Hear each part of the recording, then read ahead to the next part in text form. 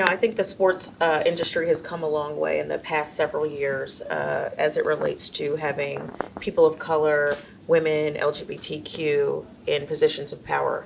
What I will say is that because there are an influx of diversity and inclusion officers in sports entertainment, I think that they have been very had a concerted effort and have been very intentional about identifying talent on the outside, looking in new and unexpected places for people to add value in the senior ranks. And so we are starting to see an influx of these type of individuals within sports organizations.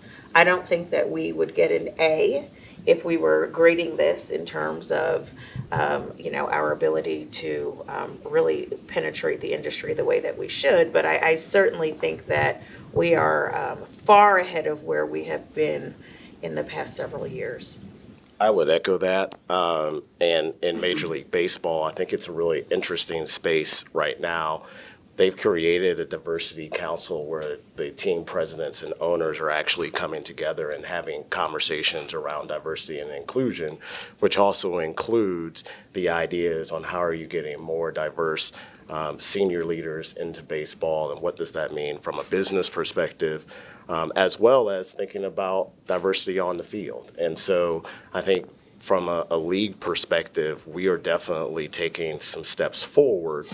I also think it's really interesting that the city of Atlanta is really taking the lead as it relates to senior leaders and diversity. I know you were one of the first if not the first in MLB, or excuse me, in the NBA, and I'm one of the first in MLB. So I think even from this market, we're really taking a step in regards to leading in diversity and inclusion.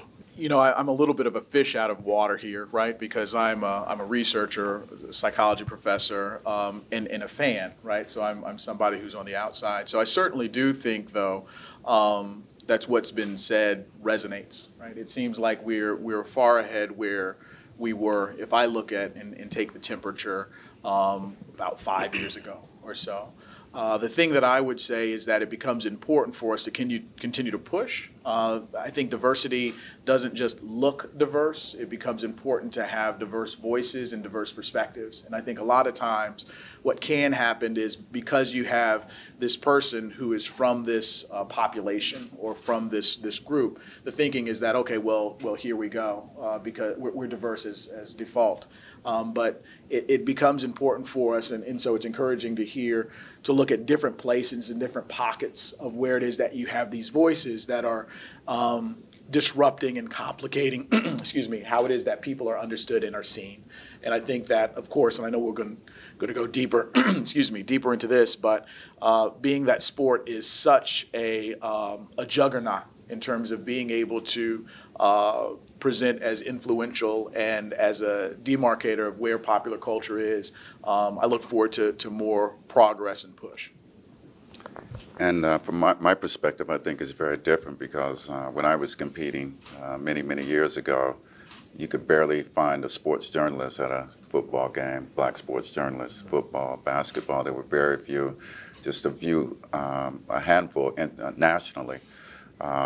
And my sport was international, so I saw a lot more diversity internationally because you have people from all over the world. But there certainly has been a change. The U.S. Olympic Committee was a very non-diverse organization when I competed, but it's changed a lot, and they're taking a lot of different steps. But I'm very happy to see people that look like me, people of color in all segments of sports in the United States, and because you have people like Nzinga, who's in a position to